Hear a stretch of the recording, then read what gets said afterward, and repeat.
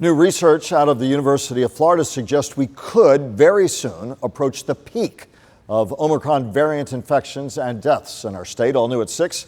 WPTV News Channel 5's Megan McRoberts got some insight from one of the lead researchers.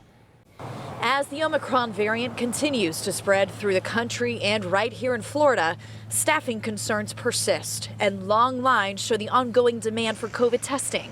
Researchers at the University of Florida say we could soon be approaching the peak of the impacts from Omicron in the state. We're projecting a large peak in the Omicron epidemic, peaking at about 90,000 cases, probably later next week. Dr. Ira Longini worries though case numbers could potentially top out in a week, the impacts could linger. Projecting the deaths during that period peaking a bit later and maybe anywhere from 150 to 300 deaths per day. And while it's good news that the worst of the case counts could soon be maxing out, he says it will remain important to be on guard. Because after the peak, there's still the same size epidemic on the other side. Omicron, he says, will likely infect a majority of the state's population, infecting at least 3 times more people than the Delta variant, but cause a third of the deaths. He predicts hospitals will likely be stressed during and even after this peak, but they shouldn't feel overrun. The good news is it looks like we should have plenty of hospital capacity, and the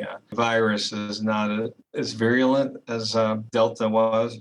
And we have a lot of vaccinated people. Dr. Longini has been researching infectious viruses for several decades. The work he's now investing into COVID, something he hopes helps Floridians make the best decisions to defeat it. Megan McRoberts, WPTV News Channel 5.